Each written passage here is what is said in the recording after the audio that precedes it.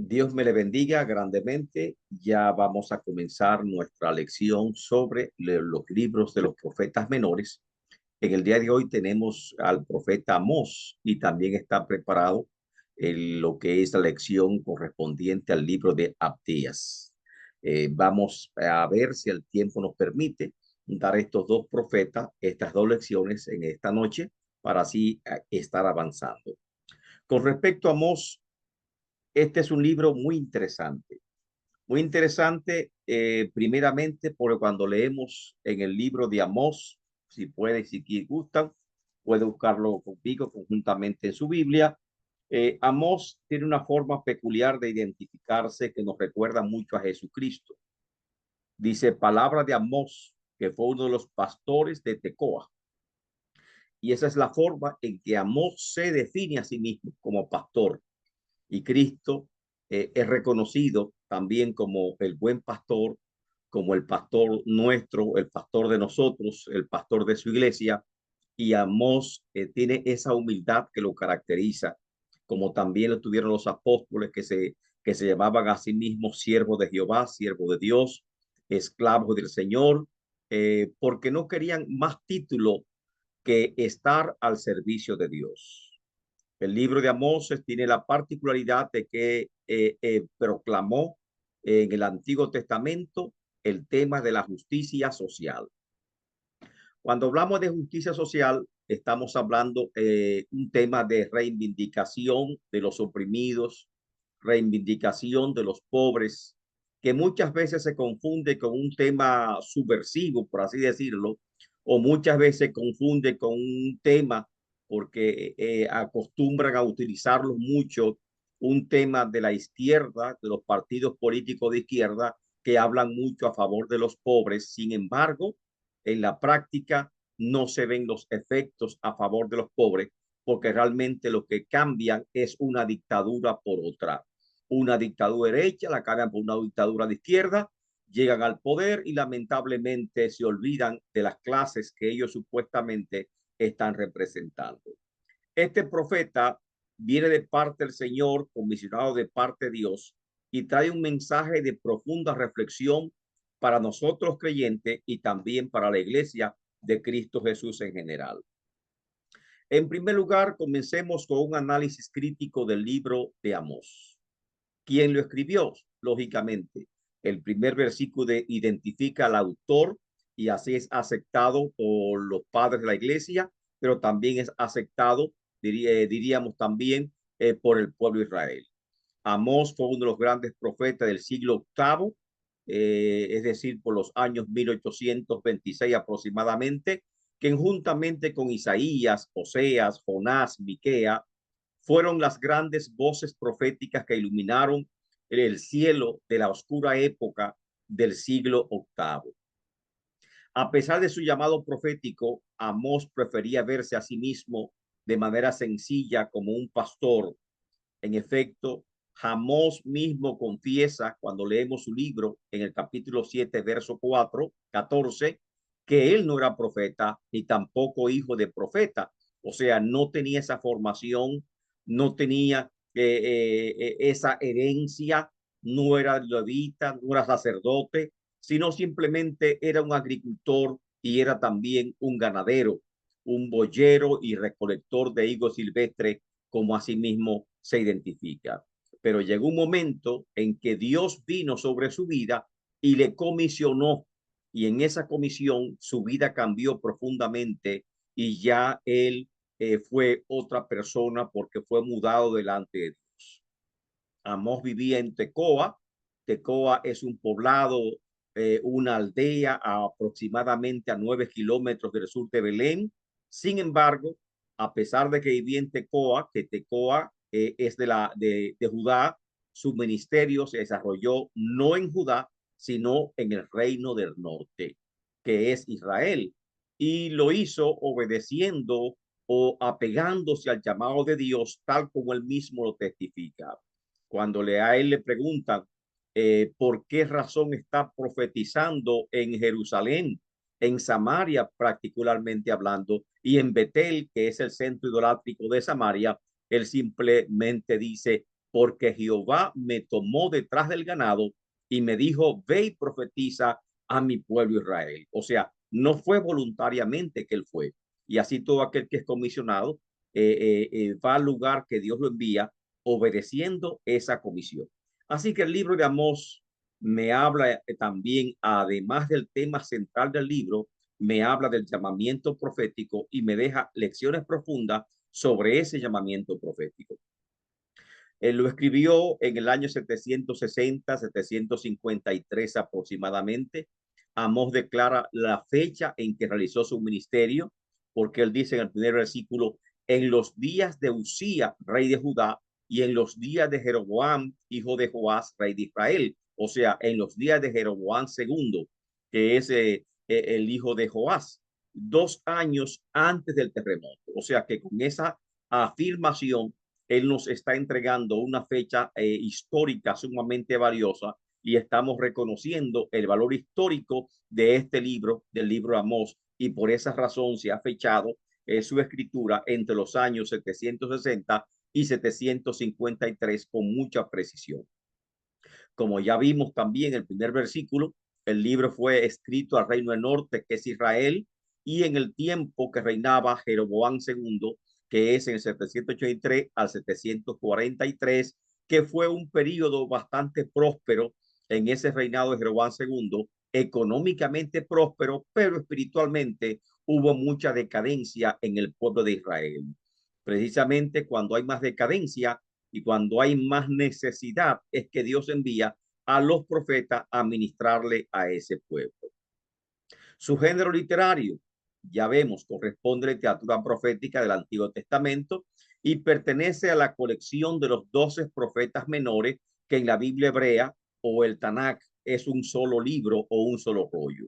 No obstante, Amós fue escrito en un estilo literario enérgico y fuerte, utilizando metáforas sorprendentes a partir de su experiencia, de la experiencia del profeta como pastor y agricultor. Tales, por ejemplo, porque cuando nosotros hablamos y profetizamos, el mensaje de Dios se incorpora a diríamos, a nuestras experiencias. Hablamos conforme a nuestras experiencias y manifestamos también nuestro carácter en el estilo de predicar. Asimismo, el profeta Amós, como era agricultor, como era también colector de higos y como era también ganadero, él habló en el lenguaje que conocía. Y en las figuras, las metáforas que utiliza en su profecía, usa figuras como un carro lleno, como un león rugiente, como un ave despedazada, como vacas consentidas, como canastilla de fruto de verano, y habla en ese lenguaje muy conocido para sus lectores, pero aquel que no está familiarizado con esa vida del campo, tal vez no conozca esta figura y tenga que buscar el significado. El tema principal de este libro es uno de los primeros profetas escritores, Amós, y por su mensaje se le conoce como el profeta de la justicia social, el cual más que ningún otro predicó en contra de la avaricia de los ricos enérgicamente y en contra de la explotación de los pobres. Por eso le decimos que este es un libro, Amós tiene un tema bastante actualizado. Hace unos años atrás nosotros observamos que protestaron en Wall Street con muchas tiendas de campañas que pusieron en las calles, varios grupos ciudadanos protestando contra la avaricia corporativa, específicamente en el tiempo de que se derrumbó la bolsa de valores y en el tiempo también que se desinfló lo que fue el mercado inmobiliario y que muchos quedaron en las calles y que muchas familias quedaron empobrecidas. Entonces se notó precisamente que las grandes corporaciones, los grandes bancos, esa avaricia que tenían era desmedida y lamentablemente estaban destruyendo al país. Tal vez en los tiempos de Amós se observó algo parecido. Era una época de mucha prosperidad, pero a pesar de conjuntamente con esa prosperidad trajo muchos males a la sociedad del reino del norte, que es Israel, que tenía como capital a Samaria. Entonces, ¿cuál es el propósito del libro de Amós cuando vamos a leerlo? Cuando leemos un libro, buscamos el autor, la fecha en que fue escrito, contexto histórico, pero también que nos familiarizamos con el propósito para nosotros facilitarnos interpretar correctamente cualquiera de sus escritos. Su propósito, pronunciar el juicio de Dios contra Israel, el reino del norte. Amós declaró a los ricos y poderosos que las injusticias y la explotación de los pobres serían castigadas y que aquellos que vivían opulentamente a expensas de los demás perderían todo lo que tenían y ellos mismos serían los primeros en ser llevados cautivos. Que Dios expondría la hipocresía de la falsedad, de la falsa piedad religiosa de sus líderes religiosos, pero también le hace un llamado vehemente a volverse a Dios. Si se vuelven a Dios, entonces vivirán, como decía el profeta Amós. Sin embargo, también declaró juicios fuertes y además de ese juicio, también tuvo un mensaje de lo que Dios promete en la restauración final de Israel en los tiempos del día de Jehová. ¿Qué aprendemos? ¿Cuál es el contexto, el contenido de este libro? Los temas de Amós son muy diversos. Amós me habla de la contaminación espiritual y me habla del relajamiento ético que era común en esa época, una época de mucha prosperidad económica, que fue el tiempo de Jeroboam II. Cada vez que ustedes oigan esta historia y este rey, Jeroboam II, que reinó en el Israel, reino del norte, sépase que fue un largo periodo de prosperidad y de abundancia. Pero en este periodo también se caracteriza por estos temas: relajamiento espiritual, opresión de los pobres, injusticias en las cortes, cohecho, soborno, inmoralidad sexual, abusos religiosos, violencia, idolatría y prácticas corruptas en los negocios, entre otros.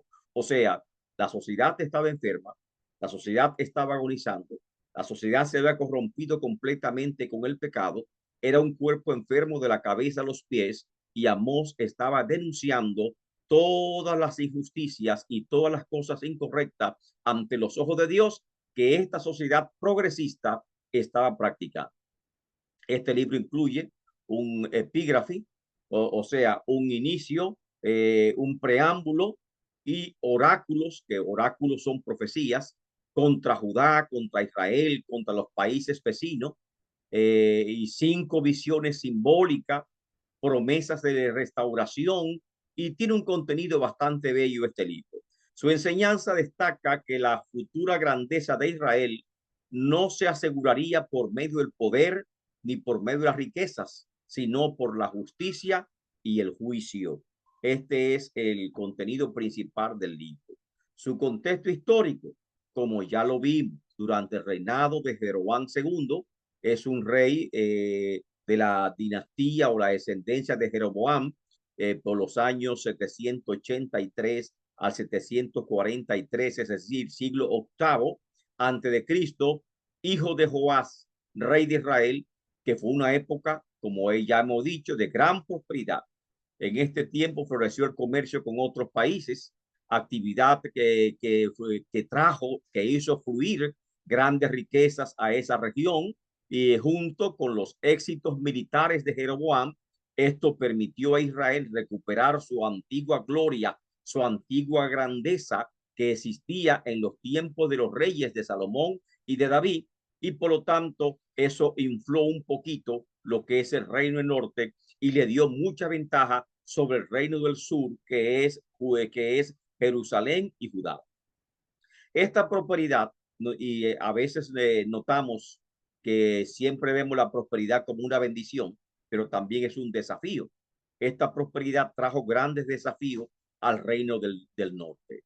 Haber recuperado su antigua gloria que tuvo en los días de David, despertaron el pueblo gran entusiasmo y fervor, y más que entusiasmo y fervor, despertaron mucha arrogancia en el pueblo. Fue causa de grandes desigualdades sociales.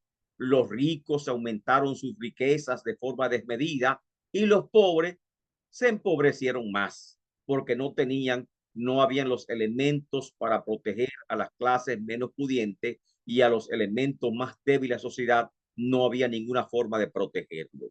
También fue la causa del florecimiento de la idolatría y la contaminación del culto a Dios con prácticas paganas y religiones de otros pueblos, perdiendo Israel lo más importante, que es su identidad como pueblo exclusivo de Dios. No importa cuánto ganemos, no importa qué posición social nosotros logremos alcanzar, lo importante es que nosotros no perdamos nuestra identidad como hijo de Dios. Y al perder esa identidad como hijo de Dios, lamentablemente hemos perdido todo. Vimos a los jóvenes hebreos, Daniel y sus amigos que fueron llevados cautivos a Babilonia. Vimos también a otros, también como Jeremías, llevado cautivo. Ezequiel también desde joven fue llevado cautivo en los primeros, diríamos, los primeros tiempos cautiverios. Pero estos hombres de Dios se caracterizan porque a pesar de las circunstancias se mantuvieron fieles a Dios y fueron leales al Señor y no perdieron su identidad como hijos de Dios. Igualmente nosotros, no importa en qué país nos encontremos, cuáles circunstancias estemos atravesando, tenemos que recordar nuestra identidad y mantener nuestra identidad, que somos hijos de Dios, y mantener esa relación con Dios de padre a hijo, como Daniel fue capaz de mantenerla aún en los últimos años de su vida. Además, podemos decir que Amós fue, que en el tiempo de Amós, es decir, de Jeroboam II, este fue un tiempo de paz para Israel por las conquistas militares de Jeroboam. Las amenazas con Asiria prácticamente se anularon, que Asiria estaba continuamente presente y como atacando, subyugando a Israel. Y recordemos que Asiria, también vemos en ese tiempo el arrepentimiento de Nínive, que lo vamos a ver más adelante con la predicación de Jonás. Eso lógicamente abrió lo que es un periodo de paz.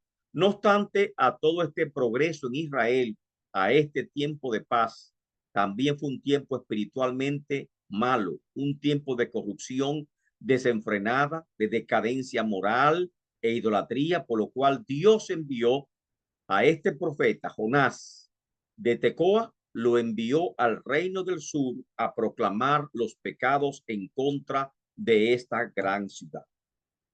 El esquema del libro podemos verla en estas, podemos resumirla prácticamente en 5 secciones. Hay una breve introducción en los 2 primeros versículos. Después de esa introducción se destacan 5 secciones. La primera, capítulo 1 y 2, 8 juicios sobre las naciones. Pueden abrir su Biblia para que vayan conmigo comprendiendo y leyendo el libro de Amós. Los primeros 2 capítulos son 8 juicios sobre las naciones. Dios declara 8 juicios sobre las naciones. En los capítulos 3 aparecen 3 principios de juicio contra Israel. Y también, lógicamente, aparece la lógica del juicio de Dios en el capítulo 3 y del 4 al 6, 3 principios de juicio contra Israel. El capítulo 7, Amós recibe 3 visiones de destrucción sobre Israel. Y el capítulo 9, que es el último, porque son 9 capítulos, este libro contiene 9 capítulos, es extenso comparado con otros profetas menores que escribieron menos que él. Y estos 9 capítulos están llenos de significado. Y el último capítulo nos habla de la promesa de restauración futura sobre Israel, que es significativo. Como siempre, también nos habla del día de Jehová y tiene un aspecto muy interesante y muy, diríamos, profundo acerca de lo que es el día de Jehová. La primera sección es esta: 8 juicios de Dios contra las naciones. Pueden abrir su Biblia y comenzamos conmigo juntamente a leer. Amós, en sus 2 primeros capítulos, inicia su profecía declarando estos 8 juicios en contra las naciones, capítulo 1, verso 3, hasta finalizando el capítulo 2. Cada juicio, Amós utiliza una expresión que a veces, si usted comienza, es muy minucioso, lo lee, comienza buscando lo que él está diciendo, lo va a encontrar. La expresión dice: por 3 pecados y aún por el 4º, Dios castiga a este pueblo. y luego declara por qué lo está castigando, pero no va a encontrar una declaración de esos tres pecados. Más bien, es una expresión que denota la culpabilidad creciente de ese pueblo y que se podría traducir como pecado sobre pecado. En vez de decir por tres pecados más cuarto, Dios castiga, por ejemplo, a Edom, se podría decir por la abundancia de sus pecados, porque ha acumulado pecado sobre pecado, Dios juzga a tal pueblo. Y en esta expresión comienza con Damasco. Usted dice, ¿por qué Damasco? Bueno, es que Damasco es capital también, es una ciudad muy importante y se centraliza como una capital. Entonces, comienza en el versículo 3 acerca de Damasco. ¿Alguien puede leerme 3 y 5? Versículo 3 y 5. Amén. Perfecto. Ricardo. Y ha dicho Jehová, por tres pecados de Damasco, y por el cuarto no revocaré su castigo, porque trillaron con trillos de hierro. Correcto. Prenderé fuego en la casa de Hazael Siga. y consumirá los palacios de Ben-Hadad. Y Exacto. quebraré los cerrojos los cerrojos de Damasco, y destruiré a los moradores del valle de Abén y los gobernadores de Bet-Edem, y el pueblo de Siria será transportado a Kir, dice Jehová. Perfecto. Eh, en Damasco, como le dije, por tres pecados de Damasco y aún por el cuarto no lo perdonaré, pero solamente menciona un solo pecado. Lo que está hablando es que por haber acumulado pecado, por haber tenido pecado sobre pecado. ¿Y cuál es el pecado principal de Damasco? ¿Por qué Dios hace juicio contra Damasco? Porque trillaron a Galaad con trillo de hierro, o sea, por haber maltratado al pueblo de Dios. Ese pueblo de Dios que habitaba en Galaad, correcto, de la región de Galaad, de la tribu de Galaad, fue trillado de manera sistemática por Damasco y lo trataron cruelmente. Y por esa crueldad, Dios haría justicia en contra de Damasco. Igualmente habla de Gaza. Gaza es una ciudad de Filistea y por lo tanto está hablando también de los filisteos. ¿Y qué me dice de Gaza? Capítulo verso 6 al 8. ¿Quién me puede leer? Amén. Perfecto. Así ha dicho Jehová, por pecados de Gaza, y por el cuarto no revocaré su castigo, porque llevo cautivo a un pueblo para entregarlo a Edom. Prenderé Exactamente. fuego, prenderé fuego en el muro de Gaza, consumirá sus palacios, y destruiré a los moradores de Asdod y a los gobernadores de Elón, y volveré mi mano contra Ecrón, y el resto de los filisteos perecerá, ha dicho Jehová el. Correcto. O sea, Gaza es una de las principales ciudades filisteas, de los principales pueblos filisteos, pero cuando Dios derrama su furia sobre los filisteos, no solamente Gaza será afectado, sino también otros pueblos filisteos, porque Dios dice que también está Asdod y otros y Ecrón, que son pueblos filisteos de gran importancia y que actualmente estos pueblos filisteos pertenecen, están fuera de Israel, pertenecen a los palestinos y podemos hablar, por ejemplo, hoy en día de la Franja de Gaza, ¿correcto? Ahora, ¿por qué Dios castiga en este momento a Gaza? Porque llevó cautivo a todo un pueblo y lo entregó ¿a quién? A Edom. O sea, cuando Dios atacó, cuando Dios permitió que Israel fuese invadida, Gaza lamentablemente se alió en contra del pueblo de Dios y hizo incorrectamente persiguiendo, masacrando al pueblo de Dios y entregándolo a Edom. Y por esa razón, Dios decreta en este primer capítulo, decreta juicio contra Gaza. Luego está el juicio contra Tiro, versos 9 y 10. Si pueden leérmelo. Amén. Así ha dicho Jehová, el pecado de Tiro, y por el cuarto no revocaré su castigo, porque entregaron a todo un pueblo cautivo a Edom, y no se acordaron del pacto de hermanos. Prenderé Exactamente. fuego en el, prenderé fuego en el muro de Tiro, y consumirá sus palacios. Ahí está el castigo sobre Tiro y por qué Dios está juzgando a Tiro. Y todo el asunto, por ejemplo, de Gaza, de Tiro y de Edom, está en lo mismo de haber trillado, de haber tratado cruelmente a Israel y por lo tanto Dios cobrará venganza en contra de estos pueblos vecinos que trataron inmalamente a Israel.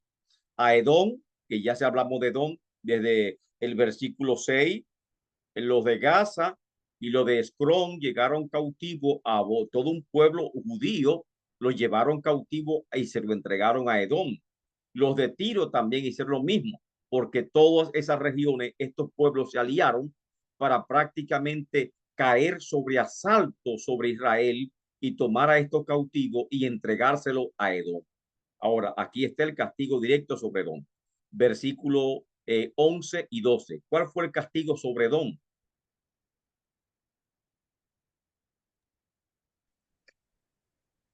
Así ha dicho Jehová, el pecado de Edom, y por el cuarto no revocaré su castigo, porque persiguió a espada a su hermano, todo afecto natural, y en su furor le ha robado siempre, y perpetuamente ha guardado el...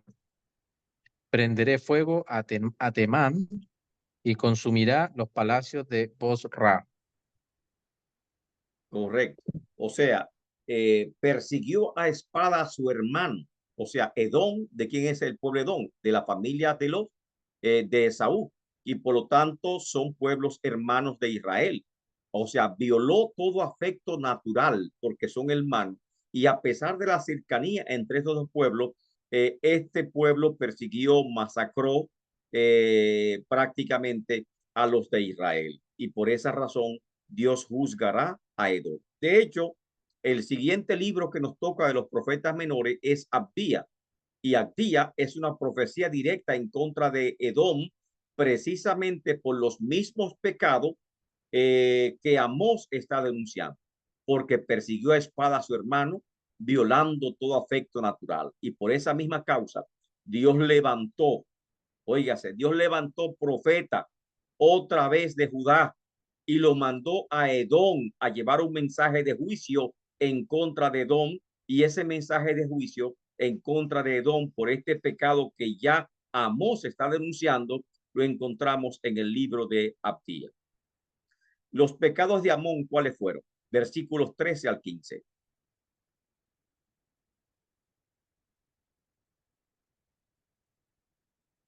Denuncia un pecado muy cruel. Así ha dicho Jehová, por tres pecados de los hijos de Amón, y por el cuarto no revocaré castigo, porque para ensanchar sus tierras abrieron a las mujeres de Galaad que estaban encinta. Haré fuego en el muro de Rabá, y consumirá sus palacios con estruendo en el día de la batalla, con tempestad en día tempestuoso, y su rey irá en cautiverio, él y todos sus príncipes, dice Jehová. Correcto. ¿Qué hizo Edom? Amón, perdón. Amón, para ensanchar su tierra, o sea, que no le sea ocupada, abrieron el vientre de las mujeres de Galaad que estaban encinta para matar sus criaturas dentro de ella y así impedir que la población hebrea se multiplicara. Es una crueldad parecida a la opresión de los israelitas que estaban en Egipto, una crueldad mucho mayor. Y por esta crueldad, esta anormalía, esta brutalidad de Amón, Dios lo iba a castigar severamente por ese pecado. Luego sigue la profecía contra Moab, que dice por tres pecados y aún por el cuarto pecado de Moab no será perdonado, ¿Cuáles son? Porque quemó los huesos del rey de Edom. Es decir, hizo una profanación y un acto de crueldad de forma innecesaria. Y luego viene la profecía en contra de Judá, que es el reino del sur, que es por lo tanto hermana de Israel. Y dice, por 3 pecados de Judá y aún por el cuarto no me voy a arrepentir de juzgarla. ¿Cuál fue el pecado? Muy sencillo, porque menospreció la ley de Jehová y no guardó sus ordenanzas. Eso ya estamos en el capítulo 2. Moab, Judá e Israel, estas dos naciones y esas tres naciones y estas 3 profecías ya se encuentran desarrolladas en el capítulo 2. Y con Israel, ahí es que Amós realmente hace una larga lista sobre los pecados de Israel. Nos recuerda el apóstol Pablo escribiendo a los corintios, a los romanos en su capítulo 1, que encontramos la lista más larga de Pablo de pecado en el capítulo 1 de los romanos. Aquí en Amós capítulo 2 encontramos una larga lista de pecado de Dios en contra de Israel, tal vez de las más largas que hay en todo el Antiguo Testamento. Y dice, por 3 pecados y aún por el cuarto pecado de Israel, no le perdonaré. Y comienza hablando. ¿Por qué? Por vender por dinero al justo. Y está hablando también, está haciendo una descripción de la condición espiritual, social y política de Israel. Vender por dinero al justo. Vender al pobre por un par de zapatos. Pisotear en el polvo de la tierra la cabeza de los desvalidos. Torcer el camino de los humildes. Y también denuncia un acto de inmoralidad grave. El hijo y su padre se llegan a la misma mujer. Sobre la ropa empeñada se acuestan en cualquier altar. Beber el vino de las multas en las casas de sus dioses. O sea, me está hablando de una depravación, de una corrupción generalizada que hay en el pueblo de Israel y que el profeta está denunciando estos pecados. Tal vez esta lista de pecados nos recuerden algún país o algunos o la situación que estamos viviendo actualmente, que no es extraño que el rico venda por dinero al justo, que los tribunales se compren, que usted pueda comprar sentencias y que por dinero usted pueda hacer cualquier cosa en los tribunales y vender al pobre por un plato, por un par de zapatos, pisotear en el polvo la cabeza de los desvalidos, o sea que no importa el derecho de los oprimidos, de los pobres, torcer el camino de los humildes. Todos esos actos constituyen la profecía central del libro de Amós. Este es un mensaje enérgico de Amós por la opresión de los pobres, la corrupción de la justicia, la inmoralidad sexual y los abusos y atropellos religiosos, porque aún los mismos líderes religiosos que están llamados a dar el ejemplo no lo estaban haciendo. Y por esto el profeta está denunciando en estos 2 primeros capítulos los pecados de estas naciones, estas 8 naciones, y en cada una de ellas emite profecía. Pero cuando llega Israel, vemos que parece que en Israel había, como él está ministrando a Israel detalla con mucho más amplitud las causas por las cuales Dios estaba juzgando. En el capítulo 3 nos presenta la lógica del juicio. Declara que el juicio de Dios desataría profecía. Si Dios habla, entonces el profeta debe de hablar, debe de profetizar. Presenta 3 preguntas condicionales que son hipotéticas, lógicas, que están conectando 8 declaraciones que son evidentes, ciertas, para demostrar la lógica y la certeza del juicio de Dios sobre Israel.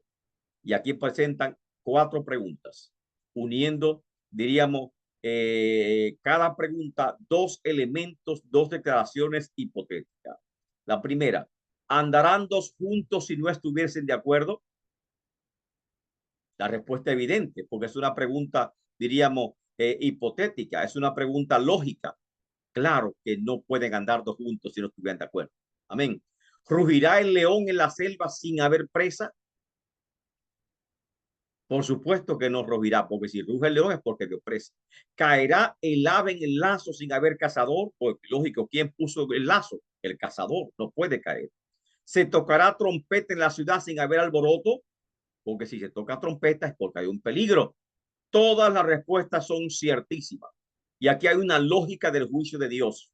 Como es lógico, cualquiera de estos cuatro planteamientos, entonces Israel debe entender que por su pecado, que por su maldad, Dios iba a desatar los pecados, los juicios de él en contra de Israel.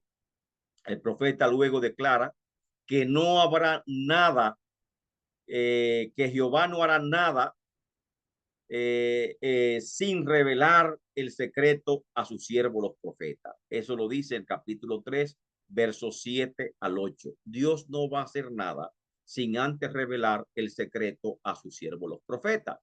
Este es uno de los grandes pilares del ministerio profético del Antiguo Testamento. Todo lo que Dios va a hacer lo va a declarar a través de los profetas. Los profetas son mensajeros de Dios que revelan los secretos de Dios al pueblo y por lo tanto tenemos que estar alerta ante la voz profética cuando el Señor la envía. Y así que estos dos versículos, Amós 3, capítulo versos 7 y 8, constituye un fuerte pilar lo que es el ministerio profético del Antiguo Testamento, y creemos también que del Nuevo Testamento, porque aún Dios puede levantar profeta, porque hay también los dones de profecía que declara la Biblia que son impartidos sobre la iglesia. El capítulo 3 termina con la misma lógica que comenzó.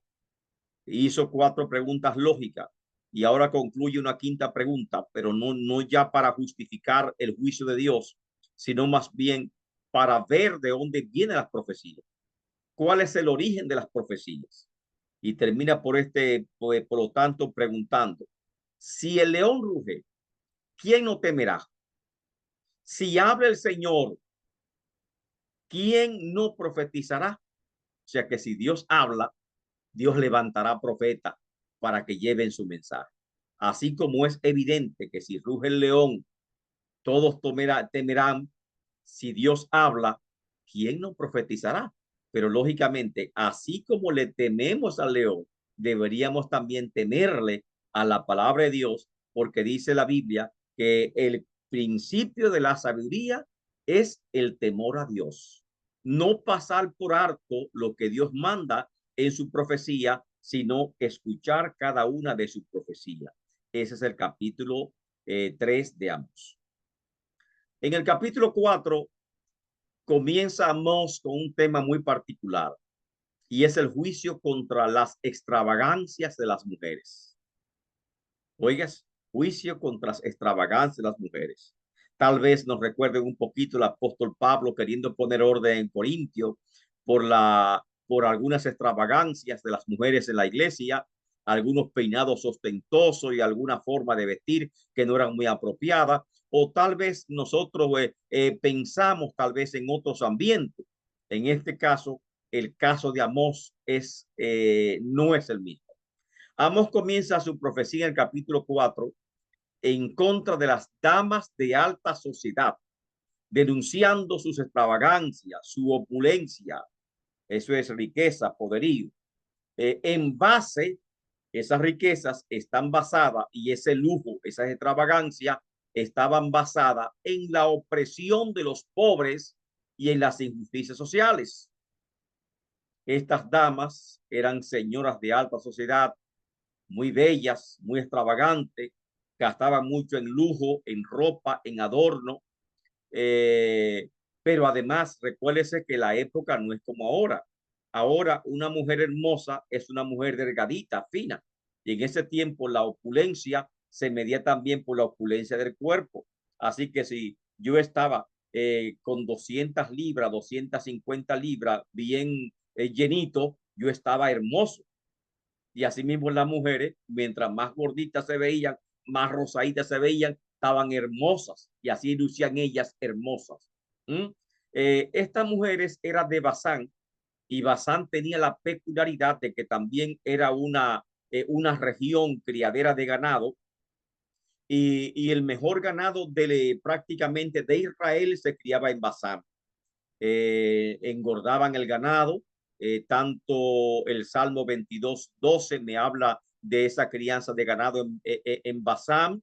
Ezequiel 39:18 me habla de crianza de ganado en Basán. Y por lo tanto, esa era la fuente principal de recursos de esta región en el Reino del Norte. El profeta Amós era un profeta que no tenía educación como profeta. Óigase eso. No fue educado en una escuela de profeta, no era sacerdote, no era levita, por lo tanto tampoco fue educado, diríamos, para ser sacerdote en el templo. ¿Qué era él? Era de Judá, era de Tecoa, cerca de Belén, pero su actividad era pollero, o sea, criaba bueyes y también colectaba higo silvestre. Era una persona de campo y por esa razón utiliza epítetos sarcásticos en contra de estas damas de alta sociedad. ¿Qué dice él? Vamos a leerlo. Capítulo 4, verso 1, 2 y 3. Oíd palabras de Jehová. ¿Cómo le llaman? Vacas de Basán. Mira qué fino. Vacas de Basán. Que estáis en el monte de Samaria. Y ahí comienza los pecados en contra de ella. Que oprimís a los pobres, quebrantáis a los menesterosos, que decís a vuestros señores, sus esposos, traedme y beberemos. O sea que están simplemente engordando. ¿Qué le dice Dios? Jehová el Señor juró por su santidad, porque ya no hay más juramento más grande que ese, que por santidad. Y esto confirma que el juicio contra de ella venía inexorablemente. He aquí vienen sobre vosotras, le llamó vacas de Basán. Ahora mire cuál es su castigo. Días en que os serán llevadas con gancho, como si fueran vacas, como si fueran ganado, y a vuestro descendiente con anzuelo de pescador, como si fueran ganado, y saldréis por las brechas una tras otra, así como se pone una brecha para que el ganado salga en fila, así la pondrán en filas a ella, y saldrán en brecha, y seréis echadas del palacio, dice Jehová. El castigo es severo contra ellas por la injusticia social que es denunciada, y lógicamente el profeta está hablando en un lenguaje coloquial, en forma sarcástica, propia de Amós, que es un profeta, pero al mismo tiempo es un agricultor, un hombre de campo que tal vez hablaba toscamente y por hablar tan toscamente no refinaba mucho sus palabras. No era tal vez, no tumbaba polvo, por así decirlo. No era tal vez muy elocuente en el sentido de hablar con fineza, delicadeza, como llamamos hoy en día, con ética ministerial. Esas particularidades no la tenía. Nos recuerda más bien tal vez al profeta Isaías, el profeta, perdón, eh, Elías, que hablaba también de forma directa, y nos recuerda también mucho a Juan el Bautista, que hablaba de forma directa y que no tenía, como mucho decía, mucho contrapujo para hablar directamente la palabra de Dios. Profetas como Amós hoy en día tal vez no tienen tanta vida por la dureza en que habla y por la dureza de su mensaje. Y aquí comenzó el mensaje con ella. Luego, en el capítulo 4 mismo también, Amós hace un llamado enérgico a Israel para el arrepentimiento. Y le dice, oh Israel, prepárate para el encuentro con Dios. Ya en los versos 12 al 13, ese es el llamado a arrepentimiento. Pero comenzando a seguida del versículo que reprime a las mujeres, y también hay un mensaje oculto que dice, aunque Israel es castigado, Israel no aprende. Le mandé plaga, no se arrepintieron. Le mandé sequía, no se arrepintieron. Le mandé hambre, no se arrepintieron. Y a pesar de todos los juicios que Dios le fue enviando a Israel, Israel no se arrepintió y finaliza, por lo tanto, con este llamado de arrepentimiento. Finalizando el capítulo 4, los últimos 2 versículos dice, oh Israel, prepárate para el encuentro con tu Dios. Pero se pregunta, ¿quién es tu Dios? Y Amós responde, y este verso es hermoso. Amós 4:13. ¿Quién es tu Dios? ¿A quién te tiene que preparar? Y él le responde, él es el que forma los montes y crea el viento, o sea, Dios creador. El que anuncia al hombre sus pensamientos, porque es omnisciente. El que hace de las tinieblas mañana, porque es omnipotente. El que pesa sobre las alturas, el que pasa sobre las alturas de la tierra, porque es soberano, está más alto que la tierra. Y termina, Jehová, Dios de los ejércitos, Jehová de Sabaoth, es su nombre. O sea, le llama, Israel, prepárate para el encuentro de tu Dios. ¿Quién es tu Dios? Versículo 13 le responde afirmativamente quién es su Dios. Sigue el capítulo 5, que parece una continuación del 4, evidentemente, y sigue con el llamamiento a Israel y le dice, Israel, buscadme y viviréis. Y también le pregunta, ¿a quién debes buscar? Y ahí entramos en el capítulo 5, verso 8, que igualmente le contesta enérgicamente a quién debe buscar. Y son afirmaciones bellas, como las afirmaciones de Dios que hace el profeta Isaías. Y aquí dice Amós, ¿de a quién buscar? Al que hace las Pléyades y el Orión, o sea, las constelaciones, al que vuelve las tinieblas en mañana y hace oscurecer el día como la noche, al que llama las aguas del mar y las derrama sobre la faz de la tierra. A ese hay que buscar, a ese debe temer Israel. Y para que sepa quién es, dice Jehová es su nombre. No solamente el 5:8, sino también de forma similar le responde también, amén.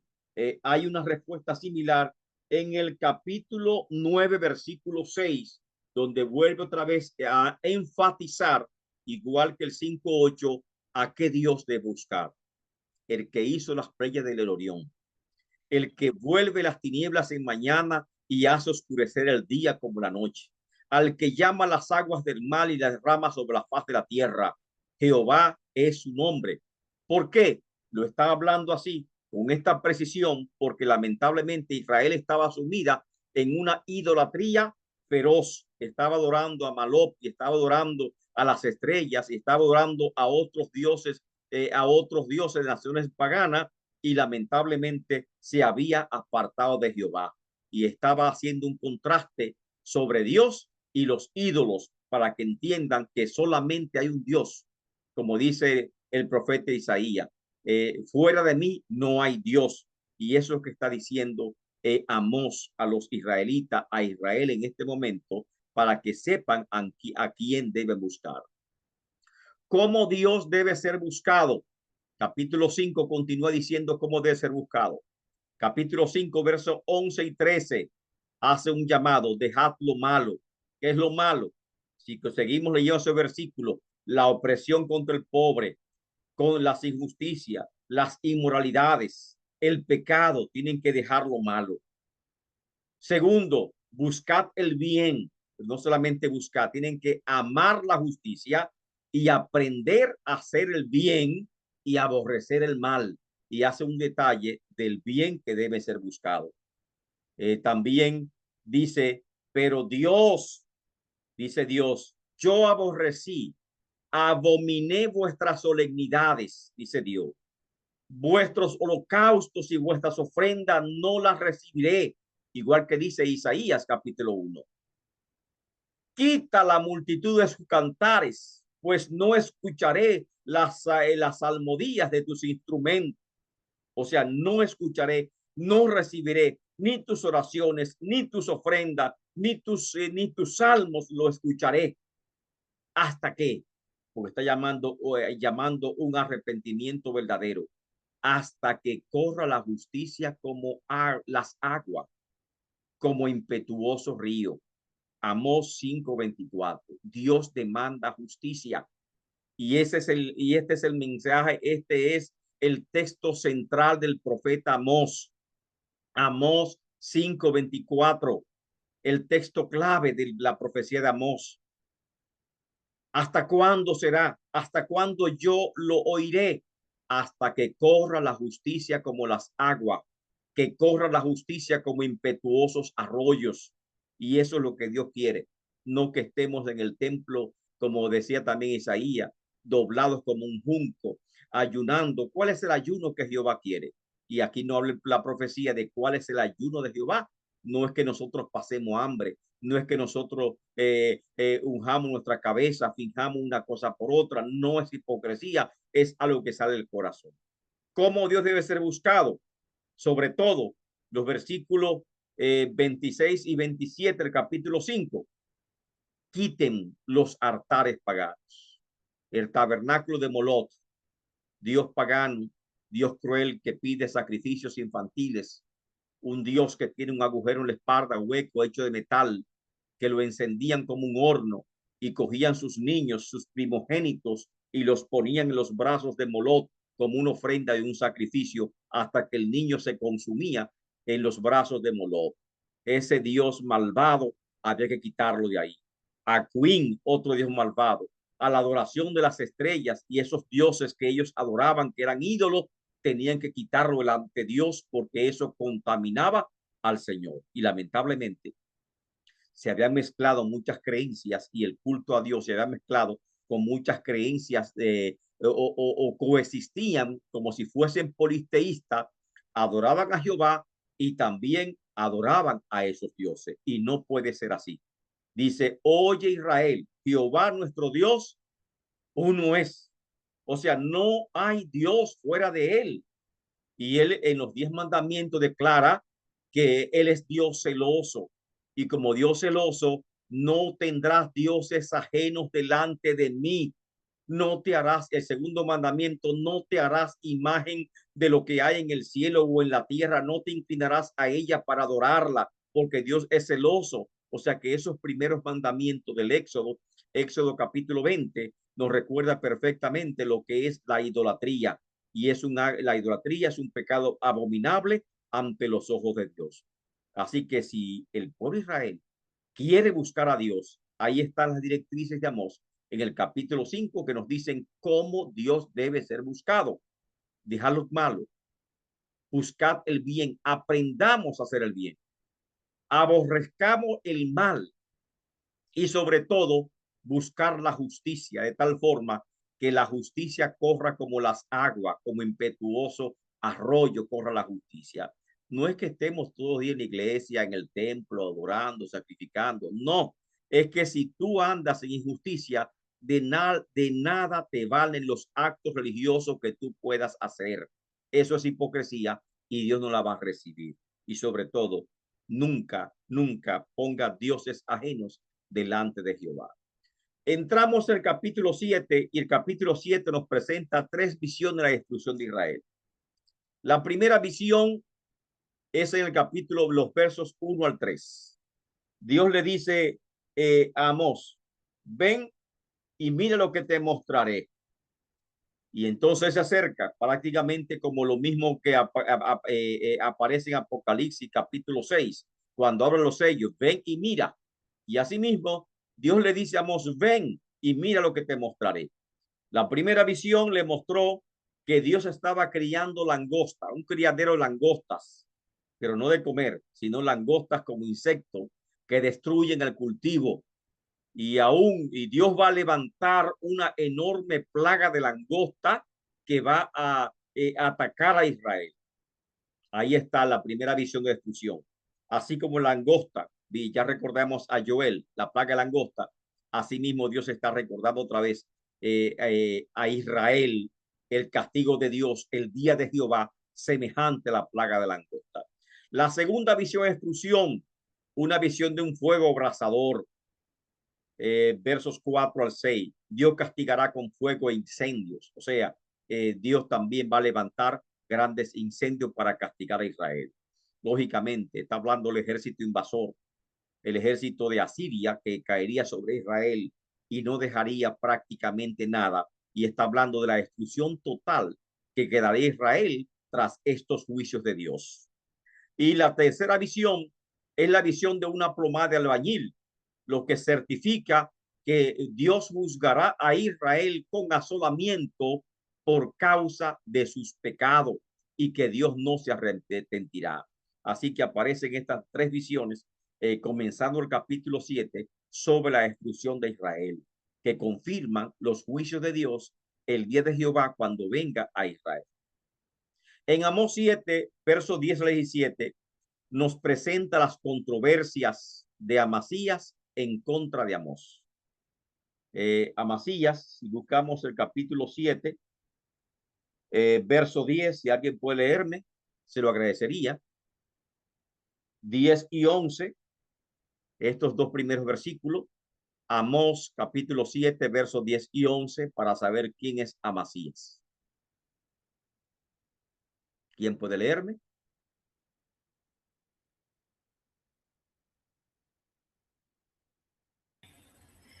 Dice pastor, entonces el sacerdote en Betel envió a decir a Jeroboam, rey de Israel: Amós se ha levantado contra ti en medio de la casa de Israel. La tierra no puede sufrir todas sus palabras, porque así Oiga, la tierra no puede sufrir, la tierra es el país, y está hablando de Israel. El país no puede sufrir, no puede aguantar todas sus palabras, porque la profecía de Amós realmente eran duras, ¿correcta? Amén. Continúe, hermana Elizabeth. Porque así ha dicho Amós: Jeroboam morirá a espada, e Israel será llevado de su tierra en cautiverio. Y Amasías dijo a Amós: vidente, vete, huye a tierra de Judá y come allá tu pan y profetiza. Amén. Déjelo ahí. Entonces, fíjese que Amasías hasta inventa cosas. Sacerdote de Betel. Betel es un culto idolátrico. Betel es el centro de adoración de Jeroboam II, pero ni Amós, ningún profeta profetizó alguna vez que Jeroboam II sería llevado cautivo. Pero lógicamente, aquí encontramos a Amasías, sacerdote de Betel, de las deidades paganas de Betel, lógicamente, porque Amós fue a Betel a profetizar. Era el escenario más ideal para él emitir sus profecías, porque ahí se encontraban todos los profetas. Es como decir Elías y los profetas de Baal. Así que Amós es como cual Elías que confronta a los profetas de Baal, pero en este caso son los profetas de Baal que van en contra de Amós y se levantaron en contra de Amós por las profecías de Amós y acusaron a Amós de traición ante Jeroboam II para que él tomase medida. Con esa autoridad que tal vez él sintió, Amasías sintió, con ese poder, porque tal vez se sentía desplazado por la profecía de Amós o quería quitarlo del medio, va ante Amós, oiga, y le ordena no profetizar en Betel. Le ordena salir de Jerusalén, salir de Israel, que es el norte, y que se vaya ¿dónde? A Judá, a su tierra, a ganarse su pan. Oiga, es como si fuera, como si Amós estuviese mendigando alimento, como si Amós estuviese predicando por una ofrenda o predicando por una dádiva del rey, porque la mayoría de los profetas que estaban en Betel lo que estaban buscando es un espacio en la mesa del rey para comer de la mesa del rey. Eso nos recuerda también a algunos profetas que no hablan palabra de Dios, sino que, oye, solamente profetizan lo que la gente quiere escuchar y que se cohíben de decir cosas que Dios tal vez mandaría. Y entonces ahí está. ¿Qué le contestó? Me interesa muchísimo la respuesta que le dio Amós al sacerdote Amasías. Capítulo 14 y 15. Entonces respondió Amós y dijo a Amasías, ¿qué le dijo? No soy profeta ni soy hijo de profeta. Eso parece, bueno, entonces tú me mandaste a que yo vaya a comer mi pan, a mendigar mi pan otra vez a Judá, como si yo fuese de la camada de los profetas que están aquí en Betel, que están profetizando por tal vez por prebenda del rey. yo no soy profeta ni hijo de profeta. Pero mire la respuesta. O sea, no tengo necesidad de estar profetizando por pan. Es que está diciendo Amós. Yo soy boyero y recojo higo silvestre. O sea, soy agricultor, tengo bueyes, varias yuntas de bueyes, no tengo necesidad de estar profetizando por prebenda porque yo tengo de qué sostenerme. Entonces lo primero que le dice es, oye Amasías, en primer lugar, yo no soy de estos que están en Betel, de los hijos de los profetas que están profetizando por pan. No tengo necesidad de profetizar por pan porque yo soy boyero y tener un buey era una cosa grande, ¿verdad? Y no también tenía, no era un solo buey que tenía, sino yuntas de bueyes, y también era agricultor, colector de higos silvestres, o sea, tengo mis propias entradas y no tengo necesidad de estar profetizando por pan. Ahora, ¿por qué yo profetizo? ¿Y por qué estoy aquí en Israel profetizando? Te lo voy a decir. Jehová me tomó de detrás del ganado y me dijo, ve y profetiza a mi pueblo Israel. Por esa razón, yo estoy aquí en Israel. Por mandato expreso de Dios. Dios cambió, transformó mi corazón con el llamado y con esa transformación del corazón, Dios me envió a Jerusalén a predicar. Entonces, esa fue lógicamente la explicación breve, concisa, que Amós le dio a Amasías. No sé cómo le entienden ustedes. Amén.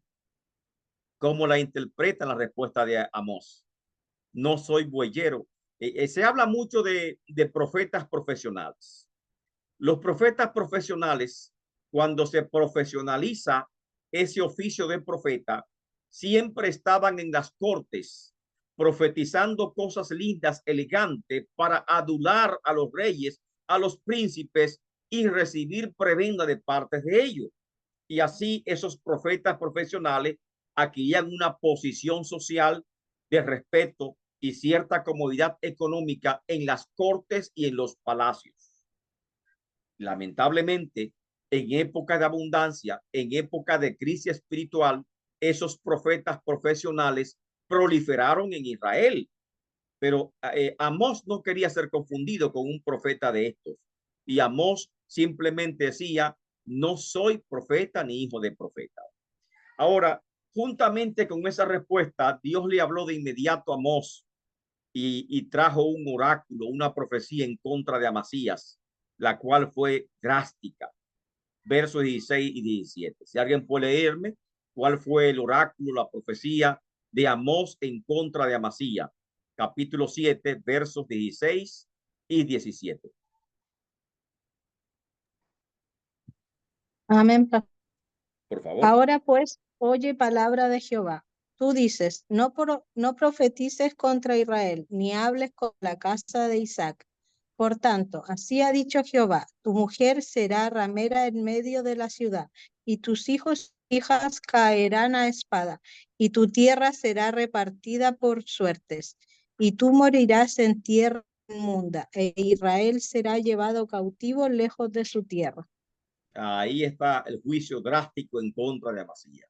Usted diría, es drástico, sí, bastante drástico. Toda la familia sufrió. Lógicamente, nosotros sembramos viento, cosechamos tempestad. Amasías se idolatró. Amasías fue un profeta profesional. Amasías rindió culto diríamos, a dioses paganos que Dios aborrecía, y Amasías se apartó de Dios y cometió el atrevimiento, la desfachatez de contrarrestar y enfrentar al profeta de Dios que había enviado. Así que Dios mismo desató profecía en contra de él, y ese es el juicio que mandó para él. El punto 6 es el día de Jehová. En el libro Amós, ¿qué significa? El profeta comienza con una pregunta que se encuentra en Amós 5:18. ¿Por qué desean el día de Jehová? Como si ustedes fuesen justos. ¿Acaso ustedes son justos para desear el día de Jehová? Y él dice, ay de los que desean el día de Jehová. No saben lo que están deseando. Luego Amós nos habla de cuáles son las características del día de Jehová. En Amós 5:18, 5:20 y 8:9, Amós declara que literalmente el día de Jehová será un día de tinieblas y no de luz. Lógicamente, cuando leemos nosotros el libro de Apocalipsis y leemos lo que dice Cristo en su discurso en Mateo 24, hablamos de que las estrellas no darán su luz, hablamos de que la luna no dará su resplandor y que el cielo caerá, diríamos, será enrollado como un pergamino. Y esto es lo que nos habla del día de Jehová en su carácter escatológico, es decir, de los tiempos del fin, que Cristo habló de esto como las señales antes del tiempo del fin o las señales de su venida. Dice Amós, será un día de juicio, Amós 5:9, un día de destrucción, de lloro, lamento, Amós 8:10. Se relaciona con la invasión de Asiria contra Israel en primer término, Amós 6:14, Amós 9:8-10. El día de Jehová significa también para Israel el día que los asirios tomarían por asalto la ciudad. Igualmente será un día de misericordia y un día de restauración. Amós 8:11-12 y Amós 9:11-15. En el capítulo 8:11-9, si alguien puede leerme esos dos versículos, el día de Jehová es presentado como un día de misericordia y de misericordia principalmente. Amós capítulo 8, versículo 11 y 12. ¿Lo tienen? ¿Puede leérmelo?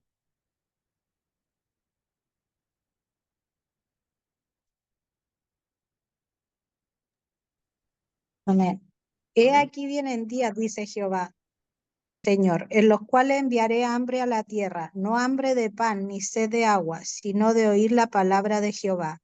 E errantes de mar a mar, desde el norte hasta el oriente, discurrirán buscando palabra de Jehová y no la harán.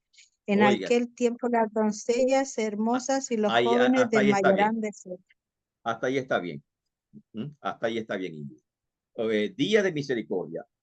Amós 9, léame, Ingrid, del 9 al 10. Del 8 al 10, por favor. Amós capítulo 9, del 8 al 10. He aquí los ojos de Jehová el Señor están contra el reino pecador, y no lo haré de la faz de la tierra, mas no destruiré del todo la casa de Jacob, dice Jehová. Por aquí yo mandaré y haré que la casa de Israel sea zarandeada entre todas las naciones, como zarandea el grano en una criba, y no cae un granito en la tierra. Siga. A espada morirán todos los pecadores de mi pueblo, que dicen, no se acercarán ni los alcanzará el mal. Ok, entonces nos habla de juicio, pero también habla de misericordia porque dejará un remanente, un resto sobre Israel.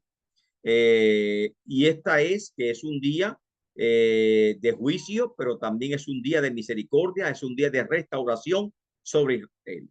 En Amós 8:1-3, cuando comienza a hablar el día de Jehová, pone una visión, y esa visión es la visión de una canastilla de fruto de verano.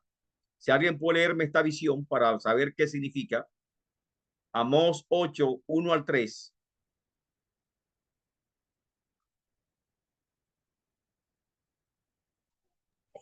Amén. Amén. Así me ha mostrado Jehová el Señor. He aquí un canastillo de fruta de verano. Y dijo, ¿qué ves, Amós? Y respondí, un canastillo de fruta de verano. Y me dijo Jehová, ha venido el fin sobre mi pueblo de Israel, no lo toleraré más. Y los cantores del templo gemirán el día, dice Jehová el Señor. Muchos serán los cuerpos muertos, y en todo lugar los echarán fuera en silencio. Oigas eso. O sea, esa canastilla de fruto de verano, ¿qué significa? Primero, habla del verano, significa que la fruta está madura y que tenían poco tiempo para echarse a perder. Y por lo tanto, ya era el tiempo del juicio de Dios. Esa era una señal. Eso es como Cristo decir, los campos están blancos para la siega. Correcto. O sea, ya la fruta está madura. ¿Qué tú ves, Amos? Una canastilla con fruta de verano. O sea que ya no aguanta más. Hay que usarla porque se van a dañar. Y por lo tanto, dice Dios a Amós, así ha dicho Jehová, que mandará el castigo y no lo detendrá. Y habla también de los cantores del templo que gemirán en aquel día, dice Jehová el Señor, y que caerán sus cuerpos muertos en todo lugar, los echarán fuera en silencio, calladitamente lo echarán fuera. O sea que está hablando de la invasión asiria, que lamentablemente habría una gran mortandad con la invasión asiria, y estamos hablando, por lo tanto, del día de Jehová en el libro de Amós. Amós termina su libro en el capítulo 12, y en estos capítulos termina el libro con una promesa de restauración futura sobre Israel y señala algunas condiciones. Dice, en aquel día yo levantaré el tabernáculo caído de David. Me paro ahí. Pero si Israel no aceptó la casa de David, sino que se separó de David, Israel se fue al norte, a Samaria, fundó otro pueblo, otra nación, y dijo, no tenemos suerte contigo. ¿Qué suerte tenemos con la casa de David? Y se fueron, establecieron su religión, establecieron sus ciudades, y también fue un obstáculo al reino del sur, que fue a Jerusalén atacándola y aliándose contra los enemigos de Jerusalén para destruirla, que son sus hermanos. Y ahora el profeta le dice a Israel, he aquí, aquel día yo levantaré el tabernáculo caído de David. No habla que va a levantar el tabernáculo de Samaria. No, eso es como la mujer samaritana que se encuentra con Jesús. Porque ustedes dicen que en este, que no es en este monte Samaria, sino en el monte de Sión.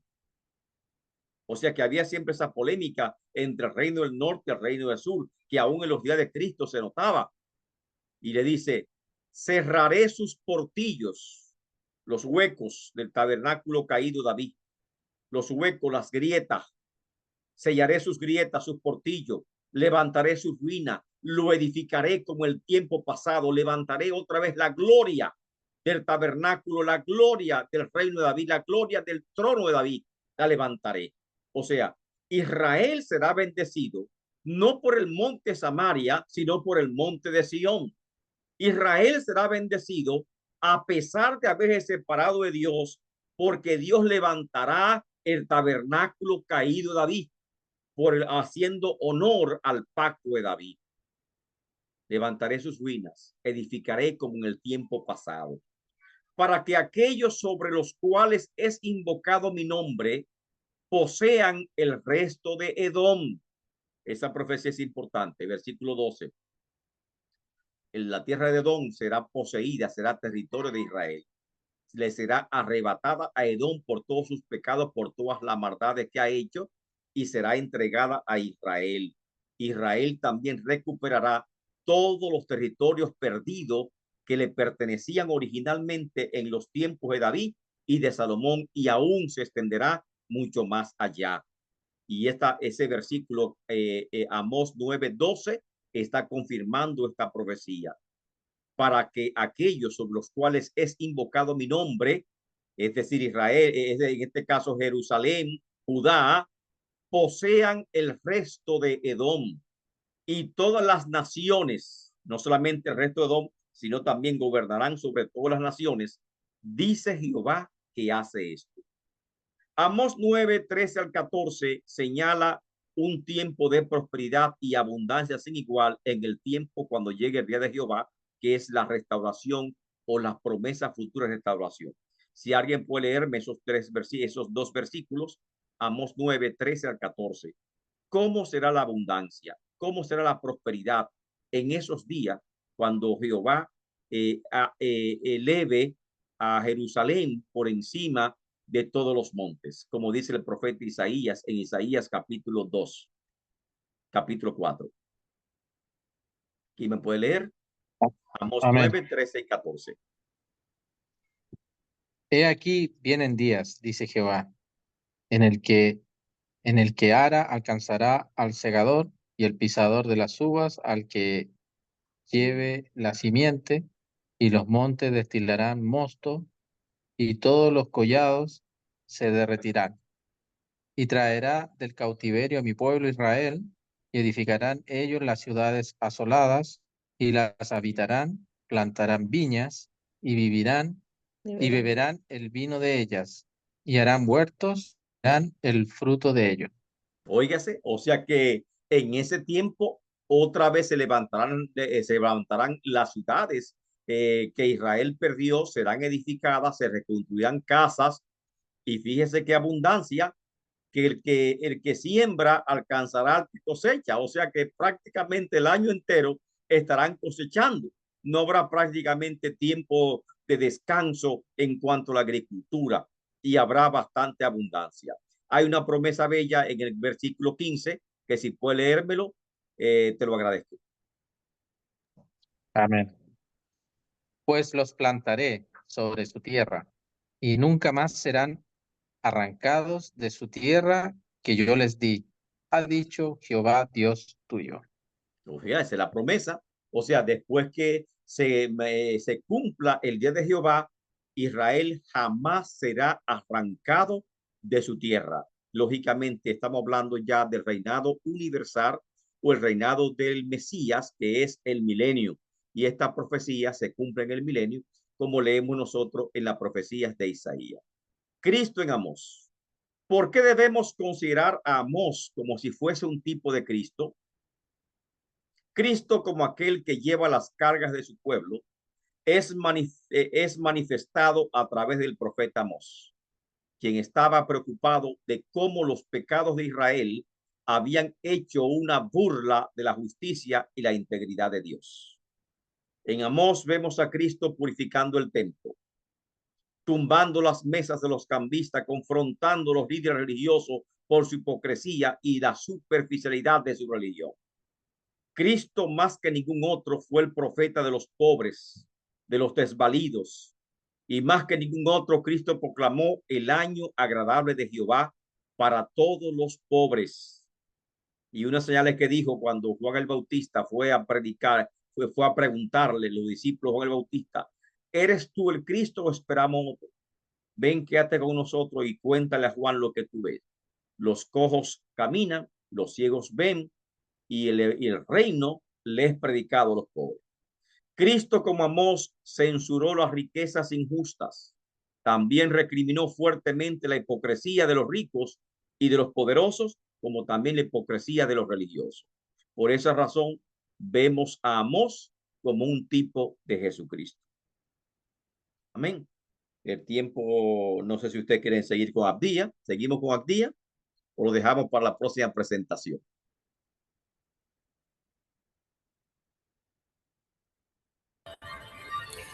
Vamos a seguir, Pato, porque es Sí, cortito. porque es un capítulo. Es un capítulo. Abdía. Abdía predica también sobre el día de Jehová o los juicios de Dios sobre Edom.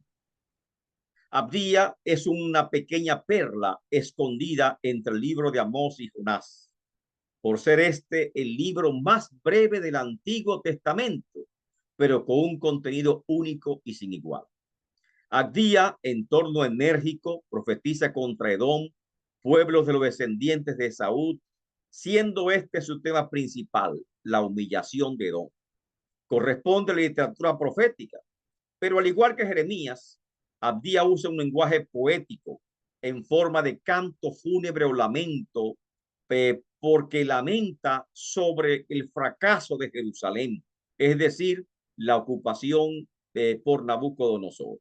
Su mensaje es significativo porque se une a la pléyade de profetas que vislumbraron el futuro glorioso de Jerusalén después que ésta sea restaurada.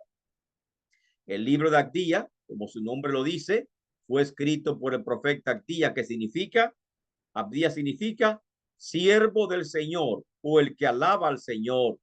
y estaba Abdías cuando escribe este libro en Jerusalén.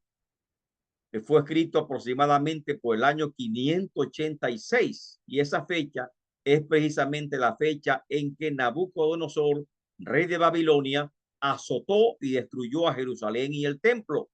Así que Abdías vivió en Jerusalén después de la deportación babilónica, fecha en que posiblemente se escribió este libro.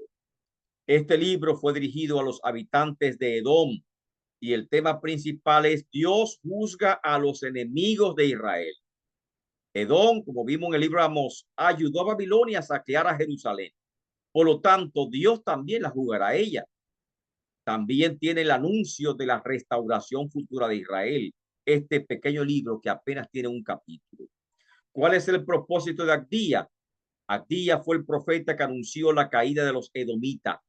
Su propósito fue advertir a Edom del castigo de Dios por el pecado en contra de su hermano Israel. ¿Quiénes son los edomitas? Una historia breve sobre los edomitas. Los edomitas tienen su origen en Esaú, el gemelo de Jacob, según encontramos en Génesis capítulo 25, versos 24 y 26.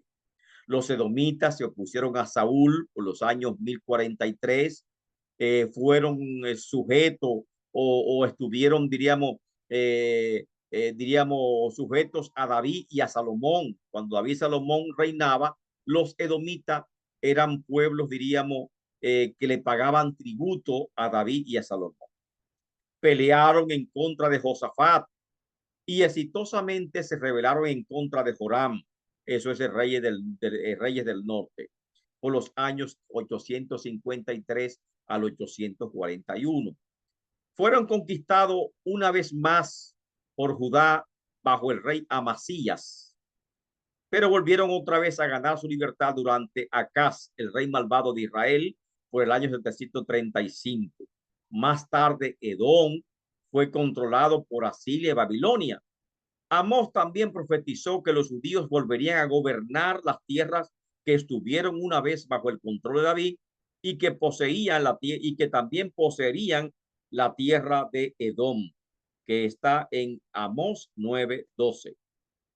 Los edomitas en 2 invasiones estuvieron en contra de Judá y participaron como aliados de los enemigos de Judá, saqueando cruelmente a Jerusalén.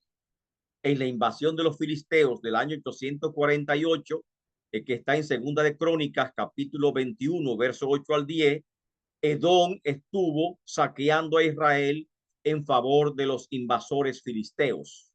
Y finalmente, cuando Nabucodonosor invadió a Jerusalén, otra vez Amós estuvo persiguiendo, masacrando y trillando a Israel en el 586, cosa que vivió el profeta Abdías. El libro de Abdías, que nada más tiene un solo capítulo, el más corto del Antiguo Testamento, con 21 versículos, tiene solamente 2 temas. El primer tema, que ocupa los primeros 14 versículos, es la humillación de Edom. Y el segundo tema es la exaltación de Israel. Y en esos 2 temas discurre este pequeño libro de Amós. La humillación de Edom. Abdías, en términos enérgicos, denuncia la soberbia de Edom. Los versículos 2 al 4. He aquí pequeño te he hecho entre las naciones, porque Edom era pequeño. Estás abatido en gran manera. Comienza hablando de Edom, su pequeñez, que es prácticamente un pueblo insignificante, y la forma, pero también habla de la soberbia. La soberbia de tu corazón te ha engañado. Tú que moras en las hendiduras de las peñas, porque eres pequeña en miniatura, en tu altísima morada, que dice en tu corazón, ¿quién me derribará a tierra? Porque siempre está buscando aliados poderosos para unir fuerzas con ellos y siempre en contra de Israel, enemigos políticos en contra de Israel. Ahora se sentía demasiado, diríamos, empoderado y su corazón se llenó de arrogancia. Dios le dice, si te remontares como el águila, aunque entre las estrellas pusiera tu nido, de ahí te arribaré, dice Jehová. O sea, no importa dónde te metas, Edom. No importa lo más encumbrado que tú llegues, Edom, donde quiera que te metas, de ahí yo te derribaré, dice Jehová. Y describe el juicio de Edom en dos vívidas metáforas, versos 5 y 6. Si ladrones vinieran a ti, o robadores de noche, ¿cómo ha sido destruido? ¿No hurtaría lo que les robaste? Si entraran a ti vendimiadores, ¿no dejarían algún rebusco? O sea, si llegan de noche algunos ladrones a tu casa, lógicamente que no se va a llevar todo, van a dejar algunas cosas tiradas. Y si se vendimia la tierra, no se vendimia todo, siempre se queda entre los rebuscos. Recordemos, por ejemplo, el libro de, de la Moabita, de Ruth, que siempre iba a espigar detrás de lo que estaban espigando, recogiendo entre los rebuscos. Así mismo está diciendo, cómo fueron escudriñadas las casas de Saúl, sus tesoros escondidos fueron buscados. O sea, tú vas a ser peor que esta ilustración que te estoy poniendo, y peor que unos ladrones que metan en tu casa, y peor que los vendimiadores cuando van a vendimiar. O sea, no dejarán nada en ti, todo se lo van a llevar. Pero también el verso 7 me habla de cuál será el instrumento de Dios en contra de Edom. Y ahí le dice, todos tus aliados te han engañado. O sea, tú estás encumbrado y tú te crees grande, pero lógicamente estás oyendo a tus aliados. Hasta los confines te hicieron llegar. Los que estaban en paz contigo prevalecieron contra ti. O sea, estos mismos que hoy son tus aliados, mañana van a ser tus enemigos, y yo los voy a utilizar como instrumento en contra tuyo. Los que comían tu pan pusieron lazos debajo de ti. No hay en ello entendimiento. O sea, Dios va a usar esos mismos aliados tuyos. Te aliaste con Asiria, pero los asirios te van a invadir también a ti. Te aliaste con Babilonia, pero los babilónicos también diríamos, te destruirán a ti. Aquel día, dice entonces el profeta Abdías, perecerán todos tus sabios. Y Edom tenía fama de que tenían hombres sabios, hombres ilustres, y todos tus sabios perecerán, y todos tus valientes también perecerán. ¿Por qué? Porque es el día grande de Jehová. ¿Por qué Dios castigará tan severamente a Edom que no dejará nada en Edom? Los versos 10 y 11 nos dice por qué. Por la injuria a tu hermano Jacob te cubrirá vergüenza y serás cortado para siempre. Porque la injuria, ya lo vimos en Amós, fuiste desleal con tu hermano, fuiste, diríamos, rompiste el vínculo natural con tu hermano, violaste ese vínculo natural con tu hermano, y por eso es grande tu pecado. El día que estando tú delante, llevaban extraños cautivos su ejército, y extraños entraban por sus puertas y echaban suerte sobre Jerusalén, tú también eras como unos de ellos. O sea, entraste a Jerusalén a saquearla. Te olvidaste que Jerusalén era tu hermano, descendiente de Esaú, hermano de Jacob, gemelo, mellizo de Jacob. Te olvidaste de eso, y por eso será grande tu ruina, dice Dios. En los versos 12 al 14 comienza a decir las cosas que no debió hacer Edom. Si me lo pueden leer, o aquí está también, ¿qué no debió hacer? Comienza, pues no debiste tú haber estado mirando en el día de tu hermano, en el día de su infortunio. O sea, tú te alegrabas. Y hay de aquellos que se alegran cuando a sus enemigos le pasa cosas malas. Yo no sabía que le iba a pasar. Tú te alegrabas de las desdichas de Jerusalén. No debiste haberte alegrado de los hijos de Judá en el día en que se perdieron. No debiste hacerlo. Y eso airó a Dios en su corazón. No debiste haberte jactado en el día de la angustia. Te jactaste, hablaste de ello. Y aunque Jehová lo estaba castigando, tú no debiste jactarte en el día de esa angustia. No debiste haber entrado por la puerta de mi pueblo en el día de su quebrantamiento. También hasta acá entraste para destruir. No debiste hacer. No debiste haber mirado su mal en el día de su quebrantamiento. Viste su, verdad, su mal. Ni haber echado mano a sus bienes en el día de su calamidad. Le robaste, le cogiste, lo despojaste. Óigase, tampoco debiste haberte parado en las encrucijadas para matar a los que de ellos escapasen. No solamente entró, saqueó, robó, mató entre Jerusalén, sino también en los caminos estaba acechando a los que estaban huyendo para matarlos también, a los que escapaban. Ni debiste haber entrado a los que quedaban en el día de la angustia. O sea, ya se fue Nabucodonosor, dejó unos cuantos en Jerusalén, sobrevivientes que estaban ahí, y tú lo atacaste también. Los perseguiste, como vemos en el libro de Jeremías, como tú, Edom, levantaste gente en contra de ellos para matar a sus gobernadores. Todo eso lo vimos en el libro de Jeremías. Entonces, eso no debiste hacer, Edom. Ahora, mientras Edom, en el día de Jehová, lo que habrá es tristeza, dolor, como dice Abdía, humillación. Hay humillación sobre Edom por su pecado, pero cuando venga el día de Jehová, habrá exaltación sobre Israel. Abdía presenta el día de Jehová como un día de venganza, en la cual Dios juzgará a todas las naciones y les pagará conforme hayan tratado a Israel. Eso lo dice en los versículos 15 y 16. Y creo que es parte, no creo, si estoy seguro que es parte del pacto o la promesa a Abraham. Bendeciré a los que te bendijeren y maldeciré a los que te maldicen. Abdías nos presenta que en este tiempo Dios exaltará a Jerusalén, versículo 17. Mas en el monte de Sión habrá un remanente que se salve y será santo, y la casa de Jacob recuperará sus posesiones. Óigase, toda la tierra que le fue arrebatada le será devuelta, y también le será entregada la tierra de Edom, y de otras tierras más también le serán entregadas a Israel. En este tiempo, dice también Abdía, Israel recupera todo su territorio. Versos 18 al 20. La casa de Jacob será fuego, será juicio, o sea, va a juzgar a Esaú. La casa de Jacob será fuego, y la casa de José será llama, y la casa de Esaú será estopa, o sea, Esaú será estopa que arde con el fuego de Jacob.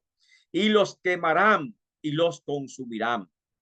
Ni aún el resto quedará en la casa de Esaú, porque Jehová lo ha dicho. O sea, que será grande el castigo de la casa de Esaú por la gran maldad que Edom ha cometido en contra de Israel. Y comienza hablando también de los juicios de Dios en aquel día y cómo se va a extender el territorio de Israel. Los del Negev, o sea, los hebreos, los judíos que viven en el Negev, van a poseer el monte de Esaú. Y los de la Céfala van a ocupar las tierras de los filisteos. Poseerán también los campos de Efraín y los campos de Samaria. Será ocupado por la Céfala. Y Benjamín va a ocupar a Galaad. Óigase. Y los cautivos de este ejército de los hijos de Israel poseerán a las tierras de los cananeos hasta Serepta, donde estaba la viuda de Serepta. Imagínate, tan lejos como Serepta. Y los cautivos de Jerusalén que están en Sefarat poseerán la ciudad del Negev. O sea que habla detalladamente en esta profecía cómo se van a extender y cuáles territorios le van a ser entregados a Israel, de qué forma Israel va a recuperar todas las tierras que le han sido arrebatadas. Verso 21. Subirán jueces, dice salvadores. La palabra salvador se traduce como jueces, libertadores. Se levantarán jueces, libertadores, desde Sión para juzgar a Esaú. O sea, subirán salvadores al monte Sión para juzgar al monte de Esaú. En este tiempo, declara finalmente el versículo 21, el reino de Dios se afirmará para siempre, porque ya estamos hablando del tiempo del milenio y estamos hablando también de lo que se conoce también como los tiempos del fin. De esta forma podemos también ver a Cristo en el libro de Abdías. Es muy interesante que en el último versículo de Abdías haga referencia a salvadores. Estos salvadores anticiparon a Cristo el Mesías, que viene como último juez para juzgar con vara de hierro a todas las naciones de la tierra. Apocalipsis 2:27. Y por otra parte, el día del Señor o el día de Jehová del versículo 15 y el reino de Dios del versículo 21 fue proclamado por Abdías, que anticipan la venida de Cristo a este mundo. El profeta anuncia que el reino será de Jehová. Verso 21. Es el tema que ocupó un lugar prominente en las enseñanzas de Cristo, que siempre predicó: el reino de los cielos acercado está entre nosotros. Y como todos sabemos, el día de Jehová escatológicamente guarda una estrecha relación con las profecías de la segunda venida de Cristo y con la profecía del juicio de las naciones o el valle de Josafat. Y así terminamos con el libro de Abdías, para gloria de Dios. Amén. Con estos dos libros que hemos podido presentarle. Y las próximas semanas nosotros estaremos viendo lo que es también el libro ya de Jonás, que es muy importante. Hay muchos desafíos en el libro de Jonás y en estos desafíos queremos presentarlo. Algunos los tienen como si fuese una historia literal, otros dicen que no, y no tiene valor histórico, sino que es alegoría. Y veremos entonces las controversias con Jonás y veremos también nosotros qué nos dice la Biblia y qué evidencias encontramos con respecto a Jonás. No solamente Jonás, vamos a avanzar también al libro de Miqueas y vamos a dar estos dos libros, Jonás y Miqueas, en la próxima semana. Y por lo tanto le pido que estudien encarecidamente el libro de Jonás y el libro de Miqueas para que estén pendientes a las preguntas que puedan surgir de este estudio. Dios me le bendiga grandemente y esperamos en el Señor vernos la próxima semana, como todos los lunes, en este estudio de los profetas menores. Bendiciones a todos en el nombre de Cristo Jesús.